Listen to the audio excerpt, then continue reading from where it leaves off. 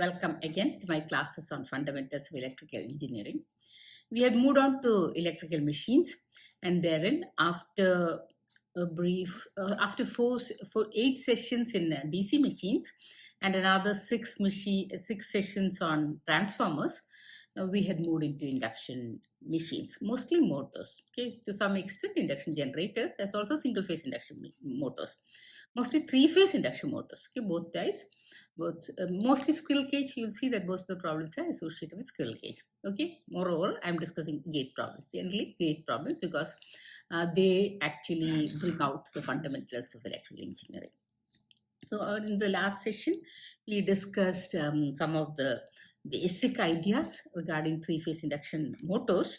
So now we move on to what actually signifies a motor, that is speed and slip. Okay.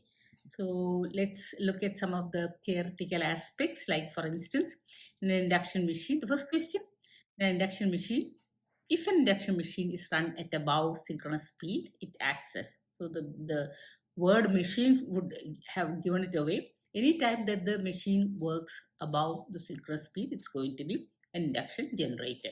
Okay. That's why it is generating. Okay. When you are giving the input, that is the motive power, such that you can speed it up to a higher speed, then obviously it is delivering something else, that is power, okay, electrical power. So, or converting mechanical power into electrical power. Okay, so let's look at the second question. It's a sort of a problem. A three-phase 440 volt, 6-pole, 50 hertz. Okay, so this section is speed and slip. So immediately, what is the synchronous speed? So 120 F by P. F is generally 50.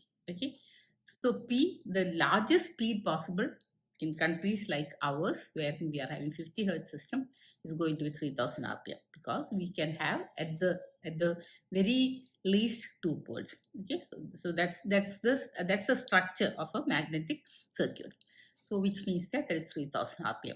4 poles means 1500 RPM. 6 poles means, okay, so you can think in terms of, so immediately right away you can remember what you can identify the speed, the synchronous speed of the machine.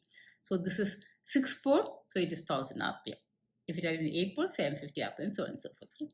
That's the first thing that should come to your mind. Squirrel cage induction motor, okay, that's okay. It's running at a slip of 5%. So what is going to be the next speed? Ns into 1 minus s. Okay, so that is 1000 into 1 minus 0.05 or 0.95. That gives you 950 RPM. So the machine is running at 950 RPM.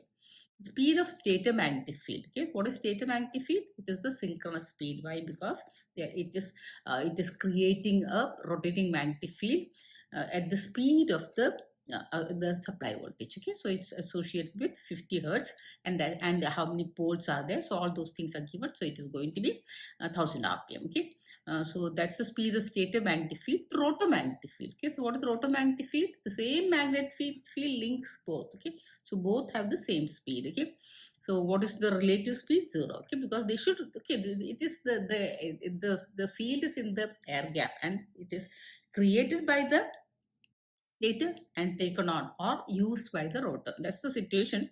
So definitely both have the same speed. So relative speed is going to be equal to 0. Okay, the speed of the stator magnetic field to rotor magnetic field, and speed of rotor with respect to stator magnetic field. Okay, so we know that the speed of the rotor is going to be 950 RPM, and then that gives us what is called as the. So now the machine is running at 950 RPM, and the magnetic field is running at 1000 RPM. So there is a relative speed, and that's going to be the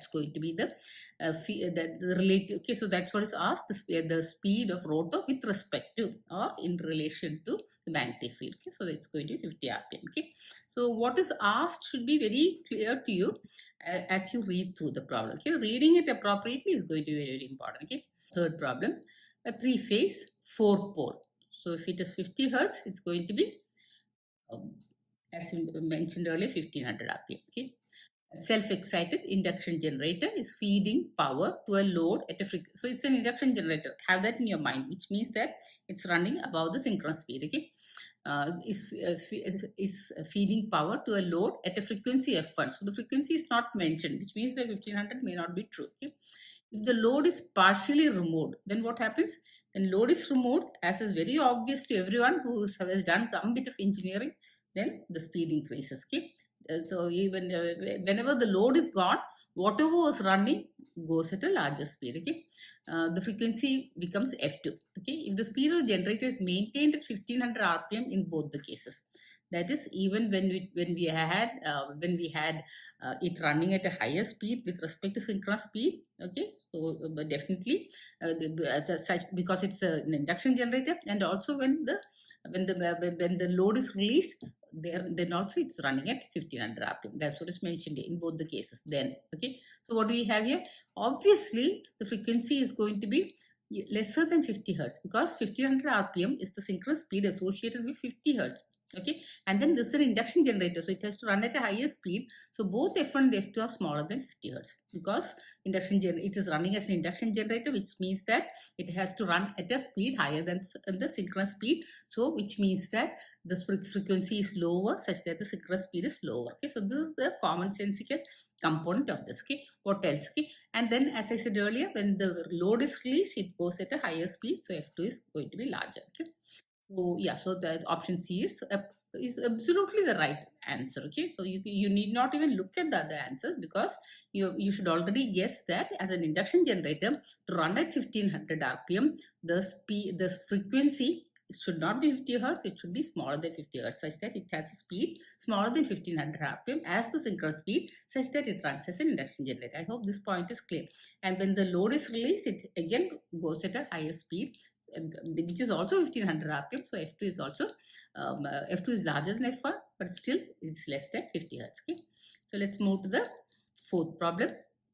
In a constant V by F control of the induction motor. This is a very important control. Okay, until up to now, V by F control was the most popular control. Now we have several other types of controls. Okay, but V by F is getting replaced. Okay, but still soft starters, etc. were all V by F controllers. Okay, so we have a constant V by F. What is the requirement for V by F? Such that the flux can be maintained constant. Okay, in the air gap, the flux can be maintained constant. Okay, so that's the major purpose of having V by F constant. Okay. In a constant V by F control of induction motor, the ratio V by F is maintained constant from 0 to base frequency. Okay, so this is the operating style. Until up to base frequency, you can have what is called as V by F. Okay, when V is the voltage applied to the motor at fundamental frequency F. Okay, which of the following statements relating to low frequency operation of the motor is true? Okay, so at very low frequencies, because V by F ratio is constant, V is going to be very, very small. So you cannot produce sufficient amount of flux. Okay, so rated flux will be larger than the flux at lower, very, very low frequencies. Okay, that's what it's asked, because until up to the base frequency, which let's say is 50 hertz.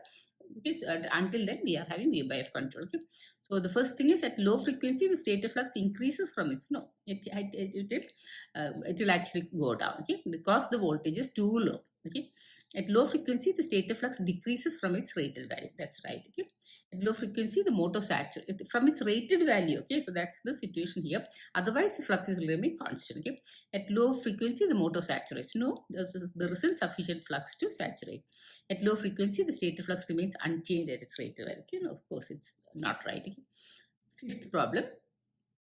The frequencies of stator and rotor currents flowing in the three-phase 8-pole induction motor. So how much is it? It is 50 hertz. No, it's 40 hertz. Okay, motor are 40 hertz and 1 hertz frequency respectively. So the stator is rotating at a speed corresponding to 40 hertz, okay, and 8 poles. So 120 into 40 by 8. Okay, so that is equal to 120 into 40 by 8 is equal to 600 RPM. Okay, so those things should come immediately to you, because now the rotor has a frequency. What do you mean by rotor frequency? Because there is a slip. Okay, there is a lower frequency. How much? SF. Okay, S multiplied by F.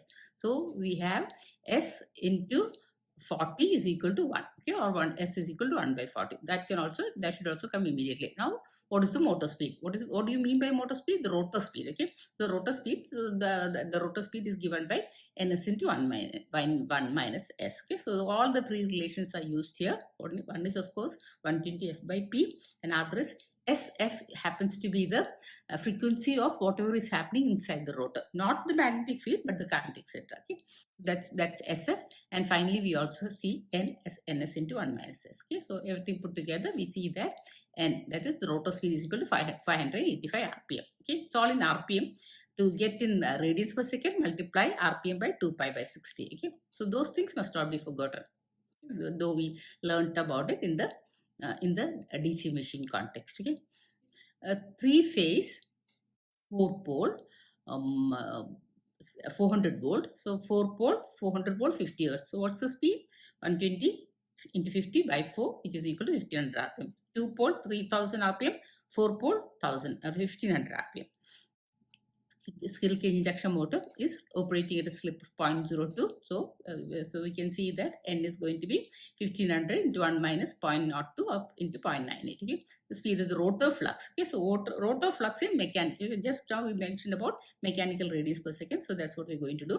Sensed by stationary observer. So the observer is standing outside, and what is he seeing? Okay, he is seeing at the speed of the flux. Okay, so we already mentioned Ns is equal to 1500 rpm. What is the speed of flux? The speed of flux is common to both rotor and stator, as was mentioned earlier. So 1500 into, so 1500 can be multiplied by, how do you do that? 2 pi n by 60. So 2 pi by 2 pi n 1500 by 60. So because what is asked is the speed of the rotor flux in mechanical radians per second. So simply multiply by 1500 by 2 pi and then divide by 60. You get 157 as the answer.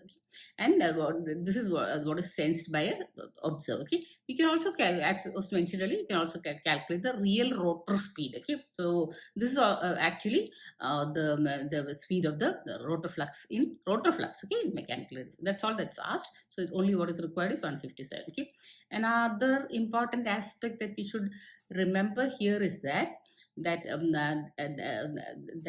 of course you can calculate N, you can calculate Ns, you can also calculate the speed of rotor flux, but at the same time, okay, there are relative speeds. Okay, there's a stationary observer, there might be an observer on the stator. So all those things will change the general aspect of whatever we are discussing. Okay, so let's move on. Let's hope that we will be able to encounter similar kinds of problems again. Okay, so we finished. Yeah, so we finished this. So let's move on to the 7th problem. Okay, a 3-phase 50 hertz 4-pole. 50 hertz 4-pole. What does it mean? It means 1500 rpm. Okay, runs at no load with a slip of 1%. Okay, so no load means very near to synchronous speed. It's not when it's loaded, the speed starts to reduce, and so we are having larger slip. So the slip is very small. It's only 1%, which means 0.01. Ns into 1 minus 0.01 will give you the high speed of the rotor, okay, or the machine. Okay, the motor, the rotor is of the motor is what rotates. So we speak about the rotor in terms of the motor speed. Okay, another important aspect that normally doesn't get mentioned happens to be the fact that there is a difference between the electrical speed and the mechanical speed. Okay, so electrical speed, in one single rotation, the number of poles that are encountered, okay, that has to be multiplied to get what is called as the electrical rotation. Why? Because for every pole pair, there is a 360 degrees of changes happening in the motor or the generator. Okay, so that's a different aspect. Okay, that also will come perhaps during the generator discussion. Okay, which is going to come next, which is the synchronous machine. Okay, with full load, the slip decreases. Okay, so you are loading it, and so the slip starts to decrease because the rotor is falling behind. Okay, 5%. The percentage speed regulation of the motor is what? Okay, so no load speed, no load speed minus full load speed divided by full load speed is going to give you the regulation. Okay, so just like voltages, full no load voltage minus full load voltage divided by full load voltage is going to give you the voltage regulation. Similarly, here we are having speed. Okay, so we already calculated 1500 as the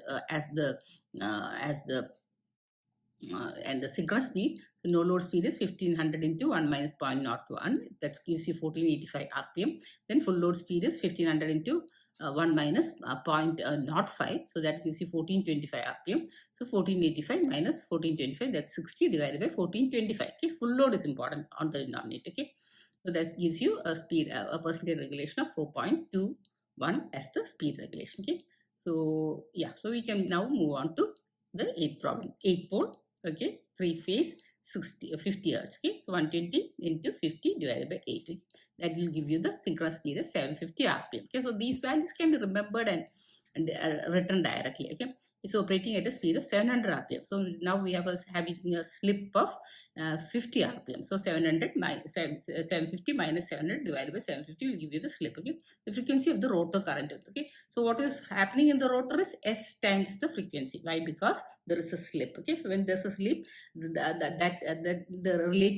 relative value becomes the same as equal to S into F. Okay, so we have, yeah, so we have 750 rpm. We have 1 minus S. We have, so 1 minus S as given by 700 divided by 750. That's equal to 14 by 15. So S is equal to 1 by 15. Okay, so now frequency is given by, that is rotor, what is happening in the rotor, which is the rotor current. Okay, not the magnetic field. Okay, rotor current will be given by SF. So 1 by 15 into F. Okay, so that gives you FR. That's equal to 15 into 1 by 15. That's equal to 10 by 3 or 3.33. Okay, we come to the ninth problem. In the ninth problem, it's a little different. It's a 3-phase 50 hertz square wave 6-step voltage source inverter which is feeding a 3-phase 4-pole induction motor.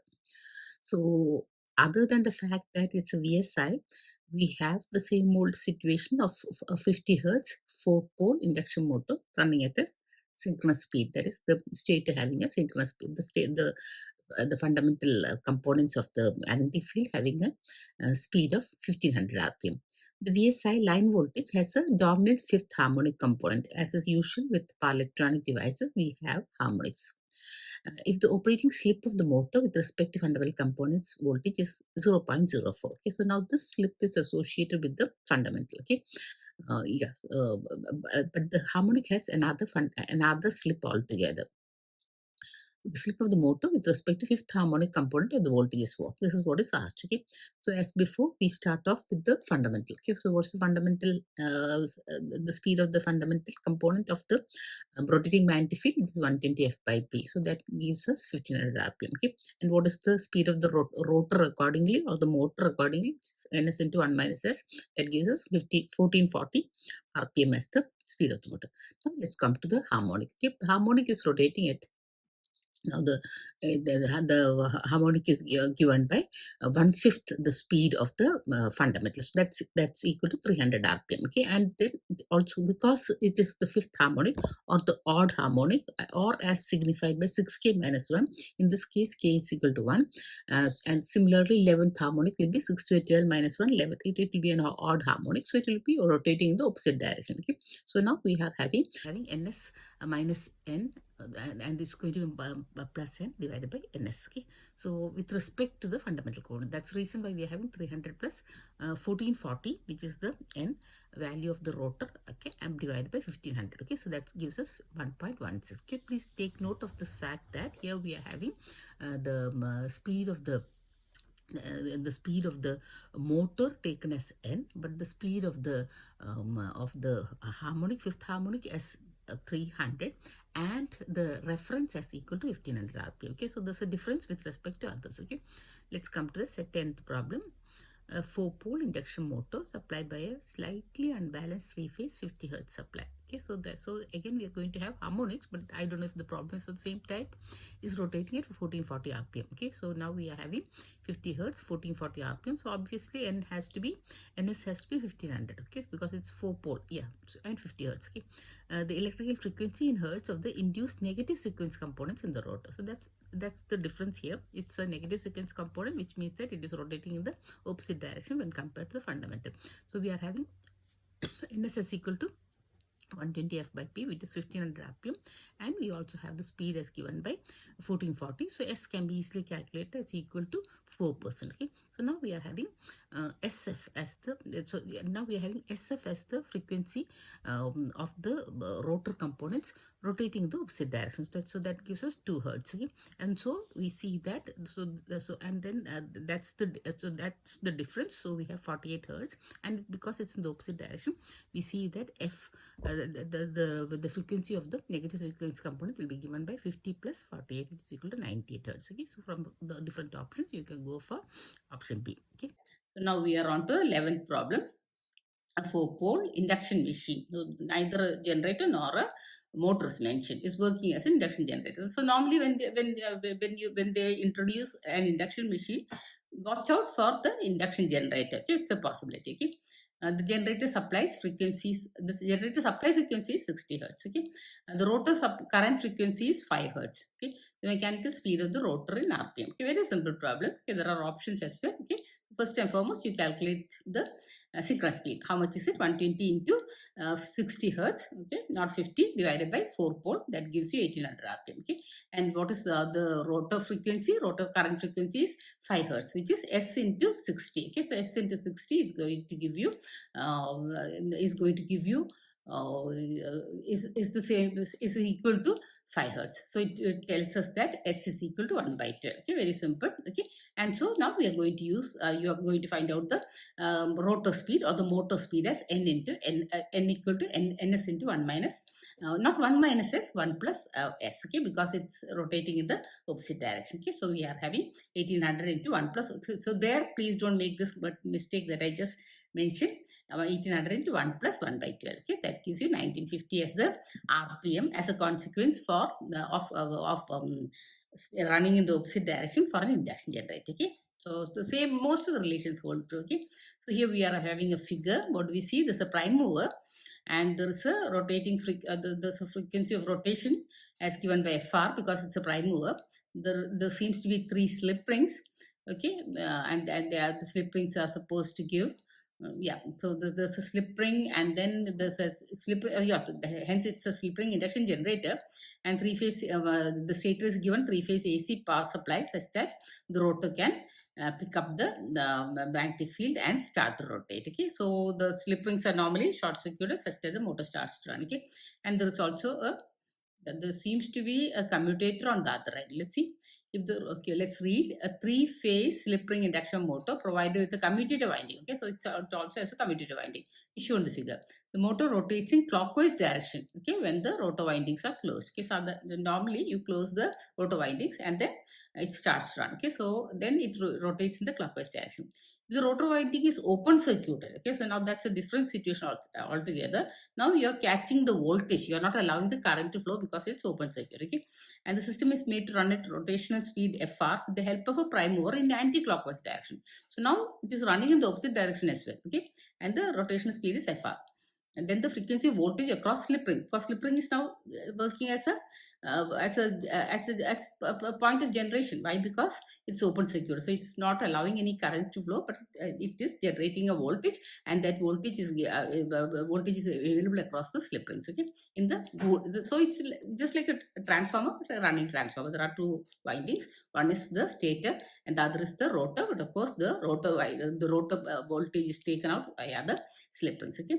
And the frequency of voltage across the commutator brushes. Okay, so the voltage across the slip ring is F1 and the voltage across the commutator brush is F2. The values of F1 and F2 respectively are. Okay, obviously we see that because there is a clockwise kind of happening as also an anti-clockwise happening in the at the prime mover end. We are seeing that the slip ring has a voltage as given by F, which is going to be the frequency of application of the supply voltage, okay, or the stator voltage. Okay, so we are having F plus Fr because of the opposite direction of running of the prime mover. Okay, so we are having F plus Fr as the voltage across the slip ring, because slip ring is where the prime mover is having its own impact. Okay, and on the other side we are having the commutator is of course measuring whatever is happening from based on the supply side. Okay, which is having a frequency of F. Okay?